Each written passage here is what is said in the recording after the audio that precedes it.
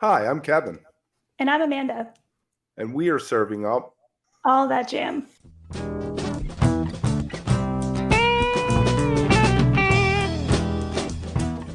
A lighthearted look at the weekend jam bands. Where we break down the jam scene's biggest stories, Talk new bands. upcoming tours, And show reviews. A little laughing, some hot takes, and an always positive message for the community. Week of March 6th, 2023. All right, we're back. March 6th. We are into March and a lot going on. I caught the Billy Stream tribute Friday night to Doc Watson, so we'll talk about that in a second. And then had free audio, as did the Wolf Brothers on Saturday night. So a lot of music there. We have an interview coming up today with SPUNJ in a little bit, and we have the top three stories. Also, a little audience participation connected to the top three stories. You have anything exciting this week, Amanda? Oh gosh, Kevin.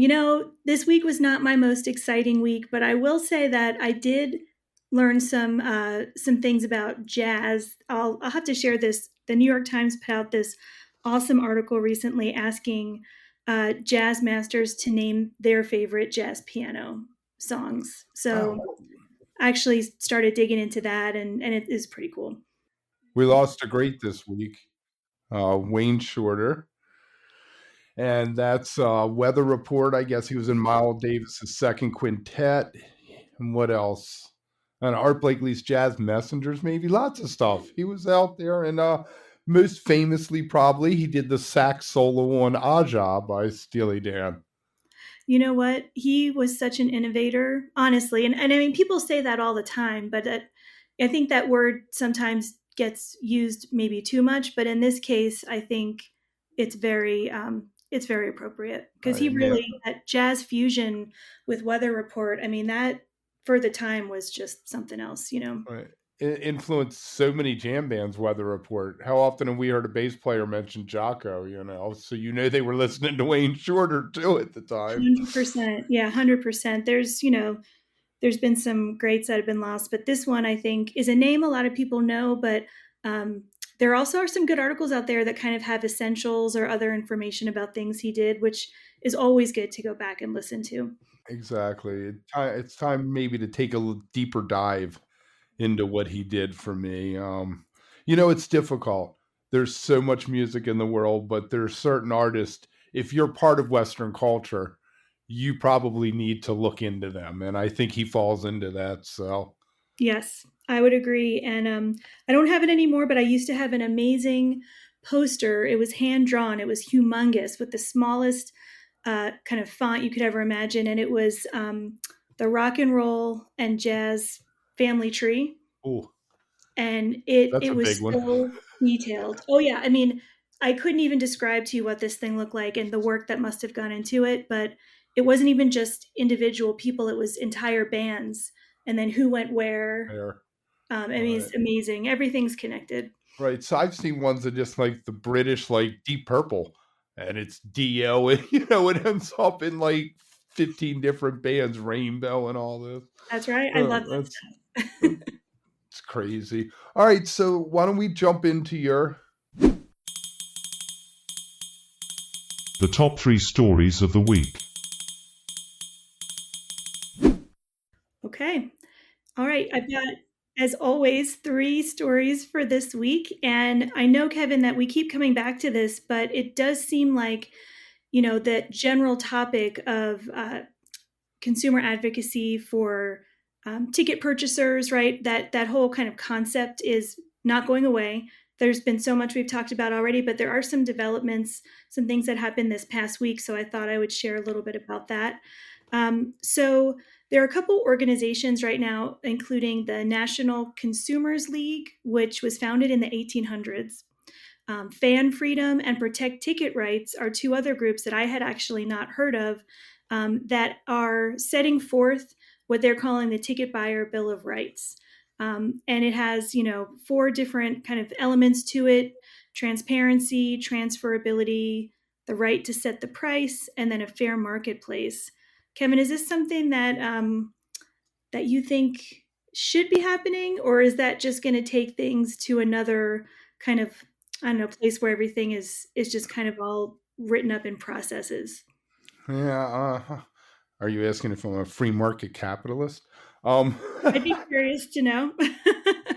I think that this is a good idea. I haven't. I just read, glanced over because you gave me a heads up, being that this is a really dense article, the four even parts of it. But um, the thing that I saw that worried me was it said Ticketmaster supported it, but StubHub was against it. So who am I? I'm going to have to side with one devil or the other, and I'm wondering, why is Ticketmaster supporting it? What's their Okay. angle? Because they don't want to lose money. Right. Yeah. So, and I think you might also be referring to, there's a new Senate Bill 60 that has just been introduced here in Colorado, and Ticketmaster does also support that one. And that's the one also that Vivid and I guess, yes, StubHub are not for. So I could definitely talk to that just a little bit. Apparently, there's one part of that Senate bill that essentially would give Ticketmaster the right to take back any tickets at any time. It would kind of make them, according to the people who oppose that bill, kind of the judge, jury, executioner of everything that happens with these tickets. So they're calling it like a Trojan horse. And as of now, not one consumer group has said that they would advocate for it. So I'm guessing that the senator who introduced it probably knows some people over at Ticketmaster and Live Nation. Right. Considering how big of an industry live music is in the state, I would not be surprised if there were some friendships among the senator and some other people. That's usually how it works. Yeah. Scratch my back. That's right. Yeah, so that's kind of like a two-parter, I guess, because you do have this, these groups advocating for transparent disclosure of things like how many tickets are actually available. Right. So that's a good that point. Let's go through them. That point is good. Yeah. I can get down with that. Wouldn't that be kind of interesting? I mean, we never know. So that would be really, I think, very interesting. But yeah, these agencies are including a whole bunch of practices that they want the ticketing industry to adopt. So, of course, my cynical Jersey side is like, this is never going to happen. But one of the most popular demands of ticketing giants, right, is requiring all-in pricing. So fans can see upfront like how much their tickets are going to cost. Right. So that plus, some other. When StubHub, it'll do that, but you have to go in and click that button. You have to expand, click the button before it'll tell you that. So the default should be tell me that up front. And I can turn that off if I want to just see what the ticket itself is for. Yeah. Yeah, absolutely. Now, I will say that I'm not exactly sure where this kind of ticket buyer bill of rights is right now. I know that it's been put forth, but in terms of actually getting something like that into practice, I can't imagine that that would happen anytime soon. Well, it's been illegal for people to use bots and scalpers to buy tickets federally for 10 years now, maybe longer. Have they ever enforced it? Right. Exactly. So we'll see. We'll see what happens there, but it does feel like at this point, on a weekly basis, there are these different stories coming out that do have connections to various groups, and so that in itself, I'm finding interesting to just watch. So that's our first story. The next one is about TikTok. Now, Kevin, I have to be honest with you. I never go on TikTok. Do you ever venture forth there? I have never been on TikTok. Never been on my phone. My kids use it, I know, but I've never. I'm in a chat on Twitter, and some of the people post the TikTok stuff, and I'm just like, I'm just not even going there. Well, and me too. Sometimes people will send me some things, but yeah, I don't have an account. I've never logged in. But just this last week, TikTok announced that it is going to start automatically setting a 1 hour daily screen time limit for users under the age of 18. And this is coming out as something they're calling a part of safeguarding features as concerns, I'm going to put that in quotation marks, kind of grows over the platform's kind of harmful impact on younger users. And the China thing, lots of government agencies, the Fed said you had to have it off. My thing is, how do they know how old you are? Right. You tell them how old you are. You put your birth date in. I know my youngest is, got on Facebook or whatever and said she was 18 when she Right. was 13. Nobody checks. So that's all you have to do when you sign up for TikTok. You say you're 18. 100%. Well, and even if you were honest, right? Even if someone was honest, this is something that would prompt users to enter a passcode so they can bypass that. And then it says the setting will not prevent users from continuing to watch. It requires users to make an active decision to extend that time. So, I mean, it's not really a block. It's basically their way of trying to, show that they're concerned. And the best part about all this is that their head of trust and safety over at TikTok, which I think is a great title. I love that.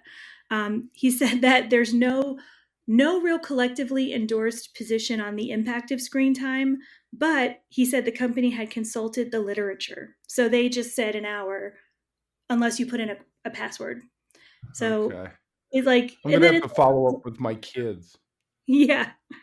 Yeah, we're definitely going to have to see if that even makes a difference. My feeling, Kevin, if it's just a password related thing, that should not be an issue for anyone under the age of 18 to figure out. Does your kid have TikTok or even a phone?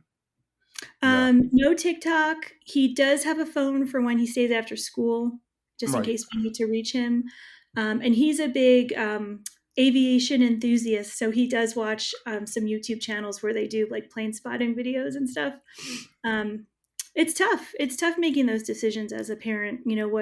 What to let them do. I was so hands off.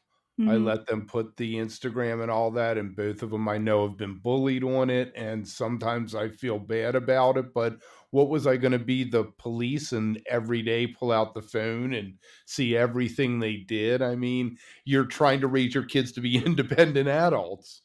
I totally agree. And there's no one right way to do this. I mean, we definitely, at this point, we don't have any of that like monitoring stuff on there or anything like that. And, he keeps his plugged in for a good part of the day. But yeah, I mean, I think if you know your kids and you really are aware of what your kids are doing, generally speaking, then what you just said makes a lot of sense, and you know what's going on with them. The only time my kid, my oldest used to get mad at me because I wouldn't let her walk like a mile away or something, or 2 miles somewhere. And she's like, when you were 13, you were doing that. And I was like, yeah. And she goes, what, because I'm a girl? And I was like, maybe that's part of it in my head. I said, but it's a different world out there. Mm-hmm. Mm-hmm. So. Absolutely. Yeah. 100%. So, all these things that these social media companies are doing is they don't want to get sued again. So they can say they're doing something by putting that up there. Now, where I originally saw this story was Eric Alper from Sirius, and he was saying that this would be really detrimental to the music industry. So that's an angle I wouldn't have taken maybe on my own right away. But his thought is by even suggesting limits to users that are consuming a lot of entertainment on there, that could really hamper, I think, maybe different artists getting exposure. So I don't know what you think about that. I don't know. I mean, I like I said, I've never used TikTok, but I do hear that it's a way for pop and mainstream stuff to get. I don't think a jam band is ever going to blow up on TikTok because that's not the format, I guess. I mean, I think, like you said, it's a symbolic gesture at best, and I don't think that it's going to affect the music industry because the kid will just, I get another half hour and then I have to put the password in again. They'll just keep putting the password in. Easy enough. All right. Well, we'll see if anything else comes out about that one. For something completely different, I just saw that Dead & Company have confirmed a benefit concert at Cornell, right, at to benefit Music Cares and the Cornell 2030 project. Now, of course, this comes right along the heels of all of those other shows that we know they're going to be playing.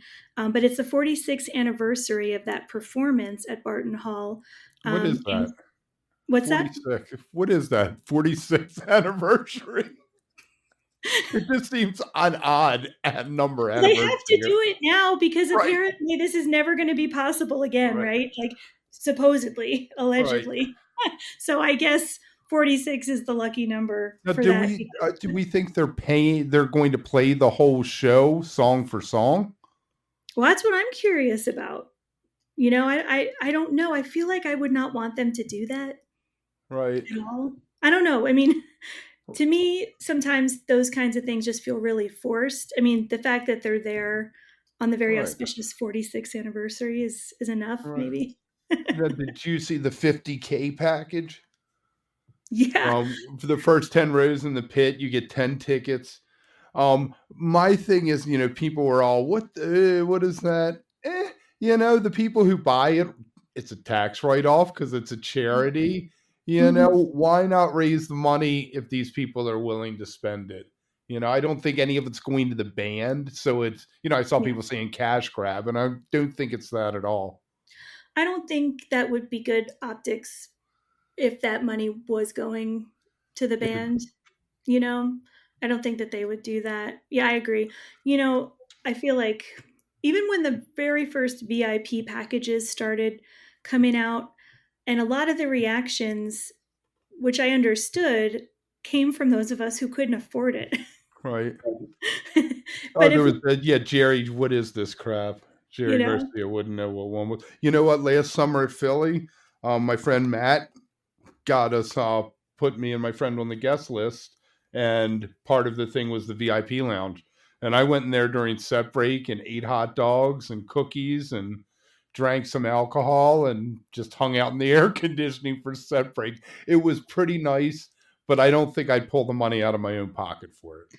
That's right. Well, I'll just really quickly tell you a funny personal story because this just came up less than 24 hours ago. I'm a big Railroad Earth fan and love those guys. Well, Todd Schaefer has been doing solo shows since the pandemic. He comes out with Chris Thompson from Coral Creek all over the country. Well, now they've added, these are usually shows at people's homes, I should say, very, very small, intimate venues to begin with. Now, apparently, there's a VIP package for that. And those of us that have known Railroad Earth or the band well for, decades are thinking, does that mean we don't get to talk to Todd? Is he only going to talk to people who bought the VIP thing? Like we're at someone's backyard. How does that even work? So it's everywhere. It's everywhere. Yep. That's crazy. Yeah. Well, if nothing else, I think this Dead and Company show will be special because it's a less than 5,000 seat venue. And that is incredible. It'll be incredible. It's a thing that you would tell people about, that you were able to do. Yeah, exactly. Yeah. Those are our stories for the week, Kev. All right. Very nice. All right. Before we jump into this sponge, today I'm going to do this on Saturdays. We're going to do this on Saturdays. I decided to drop a couple weeks before an interview comes out, a little clip of the interview. And we threw up something with Walter Salas Humara, who's going to be on the interview for 313 about playing silo songs. I had posted something about whether or not artists owe fans the hits, kind of. I was like, does Fish owe you a tweezer for 4 Nights in Mexico? People are like, bands don't owe you anything. His take is, as I've grown older, people are coming to see these songs. So yes, I owe them that on some level.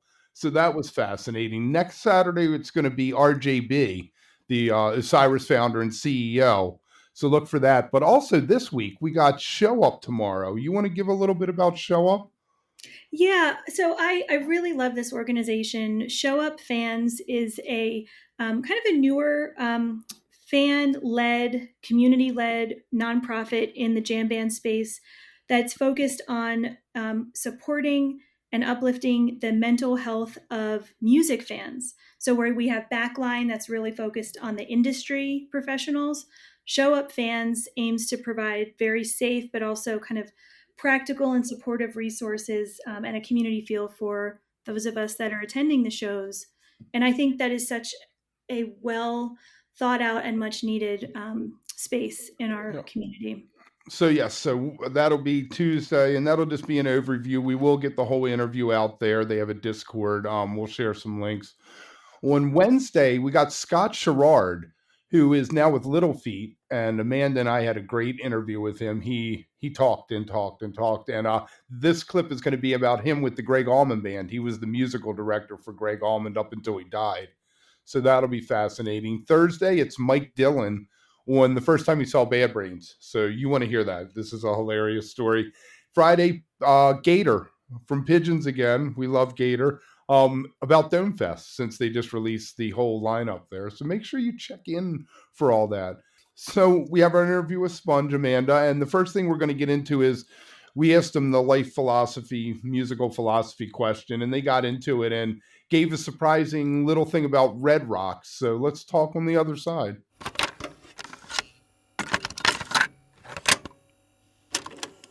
Is there a band mantra or something? Philosophy ever since our conversation with the famed Brian Moss of Spafford has been shut the fuck up. Oh, well, no, I was going to say the other one. With the chicken strips? Oh, no. Chicken strips. No expectations? No expectations. No That's it, yeah. Josh nailed it on the head. No expectations. A lot of times, like, it ties back to what we were saying. Sometimes we think we have a bad show, it's a great show. Sometimes we think we have a great show, it's a bad show. Sometimes you think you're going to go up there and kill it, and you fall apart. But I at least think that it's important, even if it is a smaller show, to give them the same show that you would at a big show. Yeah. Because, that's going to make every person there feel super special. If you're playing to 10 people and you put on this killer show for them, they're going to remember that for years, if not the rest of their life. Like, hey, even though it was a small show, they still played like there was a big crowd, and it made me feel special. And I think you have that, like you saw Turquoise or something? No, it's considered the source. Yeah. When they came through Arcata, it wasn't now she's making me air out dirty laundry. No. But it was still a great show. Like, and I was like, that was my first time seeing him, and I was like, oh my God, you guys are incredible. And then I saw them multiple times afterwards at much bigger, awesomer shows, in bigger cities. Well, and sometimes it's important to remember, like, if you are feeling like upset or angry, like, that it's important not to wear that on stage. Like, your fans came to see you have a good time, and like, it's important to have a good time on stage, and like, just, to leave it all out there for them, if not for you. Right. Yes. Very nice. Super Very nice. important. Yeah. Another mantra, which now is totally like almost the exact opposite, but I feel like I have to say it because it has always been like, is not even ironically, we're going to play Red Rocks. And I know that sounds like, I know how that sounds, but what it really means is that, like, we take this so serious. Like, it's like, we're not, like, we're not here to just party. Like, we're not here to just, like, socialize and get fucked up. So let me ask, that's a great jumping off point. You want to get to Red Rocks. You aren't just showing up at Red Rocks and playing. How do you get there? Do you guys have a plan? Do you say in 5 years we can do it if we do A, B, C, and D? Yes. So obviously, first off, it's conquer kind of the left side of the U.S. just because of where we are, everywhere left of Colorado.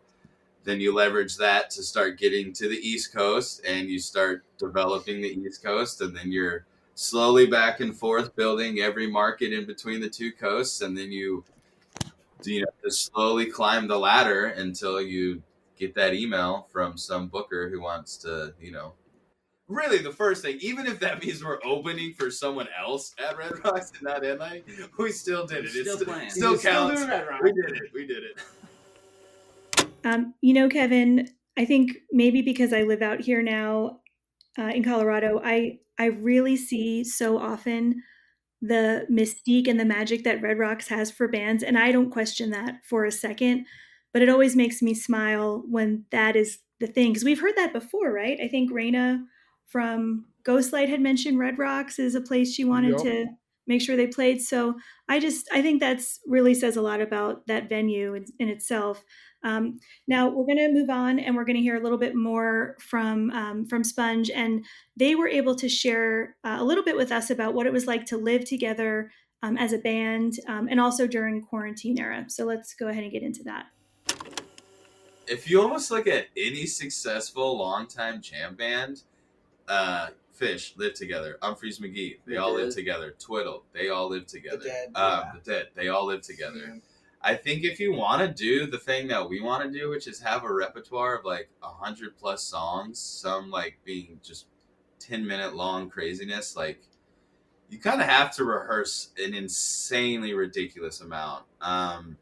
So no, like I said, when me and Josh like decided to move to Eugene, like we were basically just signing our life to SPUNJ. Like we were like, we're moving and we're going to work every day just so that we can afford rent to keep playing. We're going to put, every spare dollar we have, we're going to, and so, yeah, that was always the case from the get-go. And then every time basically members would come and go, they would just move in. I mean, literally it was like, when one member would leave the band, they would leave the house, and then the next member who joined oftentimes would just move into the room. So that's David's story. We're sleeping on the back porch. So yeah, I think it's literally just always been our MO that like we're gonna do it, and we're just gonna do everything we can to make it happen. Because 2019, you had just released the album. Boom, you're like, all right, things are picking up.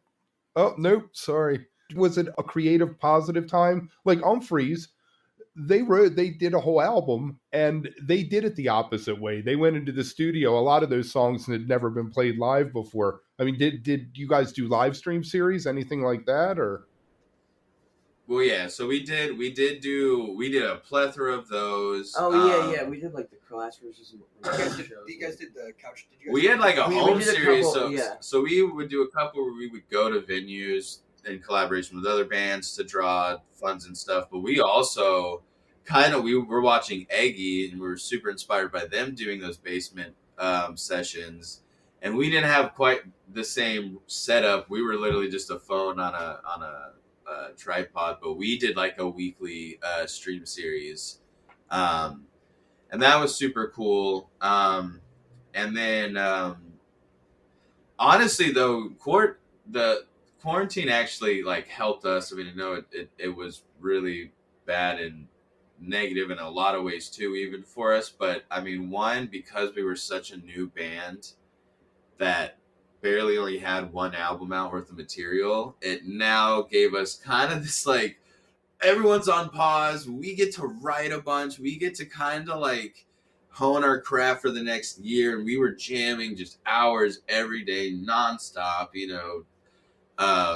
and so that kind of, I can say like we would not probably be as far along as fast as we did if we kind of didn't have that year of like pause time to like catch up, and even if it was just now, it was to like the big dogs locally, it wasn't even like, oh, now we're like suddenly huge, but now it's like we just got kind of, better enough, and word of mouth just from us being here now over a year and nothing happening, and like any live stream or any like safe outdoor event we would do, it just like everyone heard about it really fast. I feel like we've heard that, or I guess variations on that same story, even if it's just we finally had time like to dedicate to the things that we want to be doing, which is writing music and practice time and all kinds of things.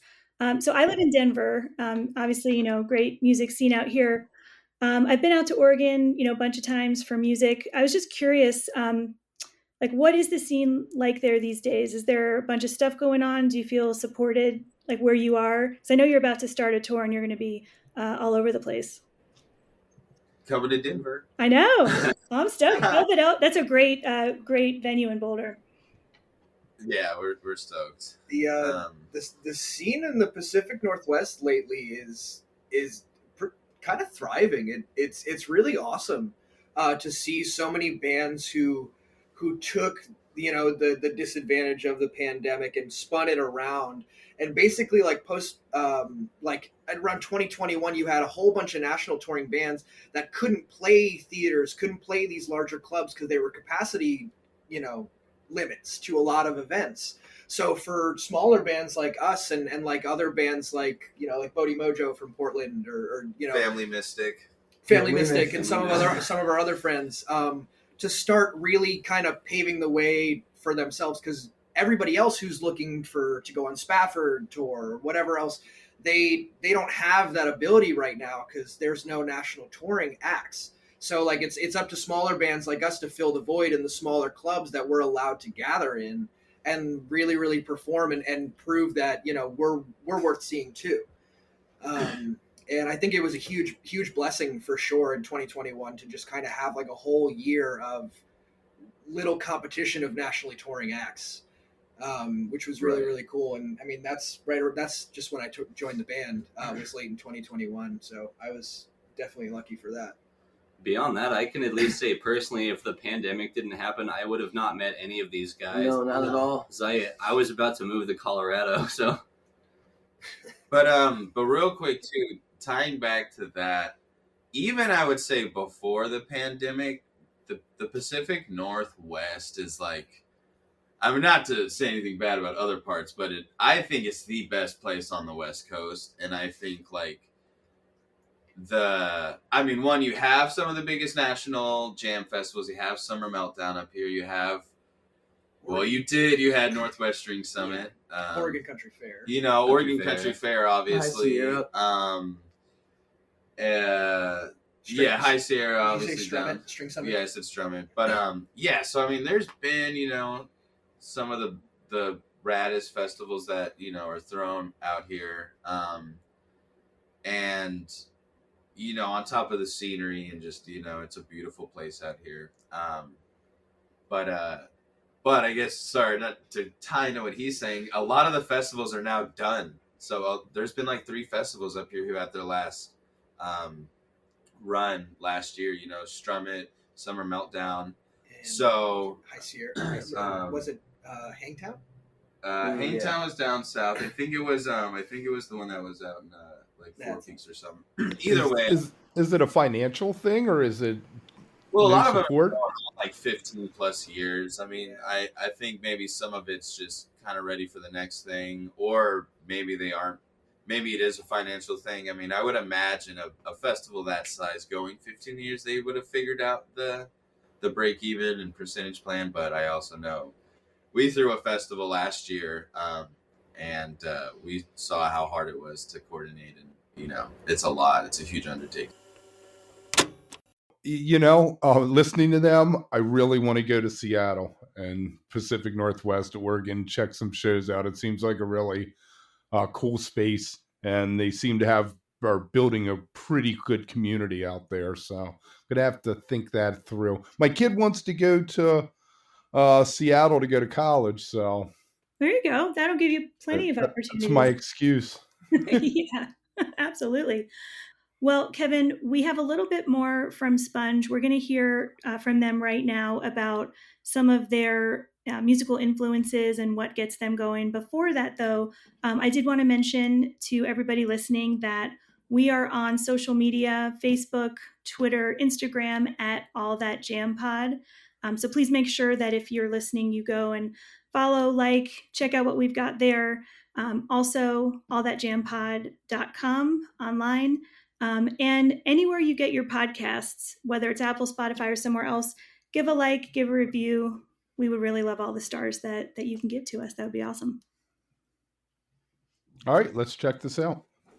So I grew up in Chicago, and a big part of that was the hardcore and Midwest emo scene. So I was very involved in those, and I was running house shows. So kind of heavier music has always been my forte, but I'm a big fan of jam music, obviously Fish, stuff like that. I love R&B. I've had the opportunity to work with a lot of different artists from indie scenes in Seattle, so a good mix of softer and heavier stuff.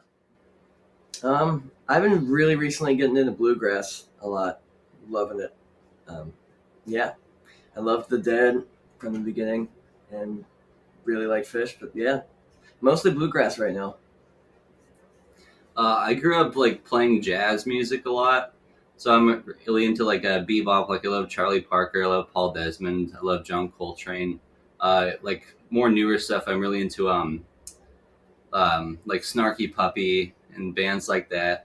But I played in like a stoner like doom rock band for a while, like playing some keys. So I really like some of those bands like Yob and Sleep too. I'm really into like nerdy like math rock and like Fucking drums. like Hell Sean yeah. and like Hell yeah. Polyphia and Animals as Leaders. Really just like, odd timing. And then probably say the other thing that I've been listening to a lot is just like hip hop again. That was like one of my first like big musical loves, and then kind of You guys incorporate rap into what was that? Fruits and veggies. Oh no! Sage, tell the story. Oh no! That's an autobiographical Oh, story. no. In my Yo, younger kick it. days, the store of bowl cut. That's a total just direct. Like the first line is, what is that? In my In my younger days. The Far Side. It's now in my younger days I used to sport a sag. That's literally just a Oh, I didn't realize that. Oh It was, yeah. oh my god. She Passing me by. It's passing me by. Yeah. Yeah. So I mean that I think has always been there, and I think kind of influenced like the way like I write and stuff, and like It's tough to incorporate that into jam because hip hop seems to be very structured. It's the studio, it's the artifact. It isn't the live performance necessarily. Well, yes and no. So yes in that aspect, but what I would also counter with is listening to hip hop. You learn how to like produce, and you get really good at hearing what a song kind of wants to make it maybe like that much more like danceable and or just like an earworm. And I feel like hip hop's always been really good about that, is you only have 4 bars to basically set the entire landscape of a song. So like what little intricacies or little elements can you add that give it finesse and whatnot, and make it good. Well, and I think a lot of some of the best jams are like taking those simple layers and finding your pocket, and just really sticking to that pocket and being confident in that pocket. And I think that's basically the ethos of what instrumental hip hop really is.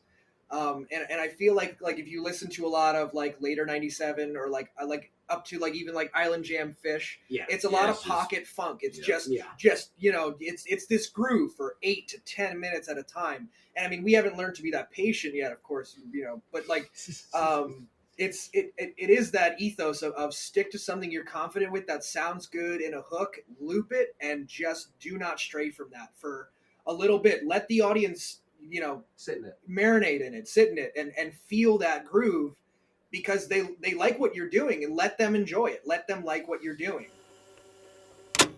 You know what I really love is when bands talk about metal or something like that as their influences, because I'm like, cool.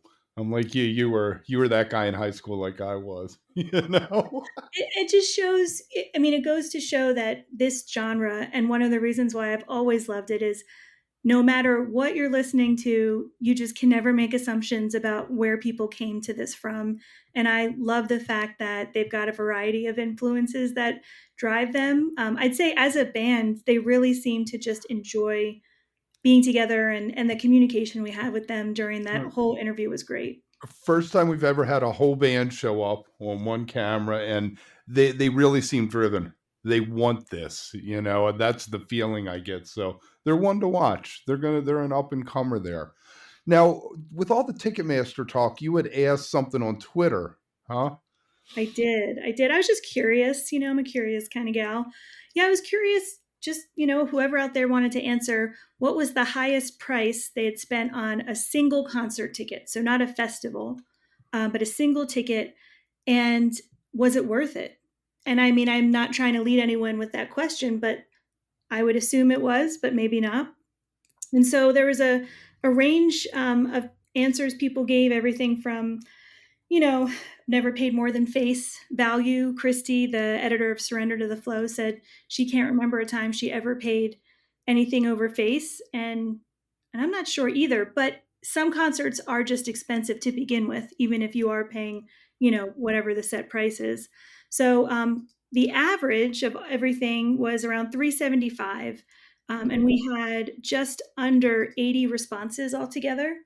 So that's where we shook out. We had some people who had mentioned prices in, $1,000, 1,600. Did they say what they saw? Yeah, so Prince was one of the artists that was mentioned multiple times, and actually, someone mentioned Prince but didn't disclose how much they paid, and they just said it was a lot. Metallica was up there, Taylor Swift, and then there were a few people that had supported various foundations or radio stations, WNCW, some others. And for the most part, everybody said absolutely it was worth it. I'll mention specifically Tim Carbone from Railroad Earth popped in with a patented Tim kind of answer, which I loved. He had spent $600 for the death of Klinghoffer at the Met in New York City. It was astonishing. And then he said, it's opera, people. So just to make sure we all knew, what that was.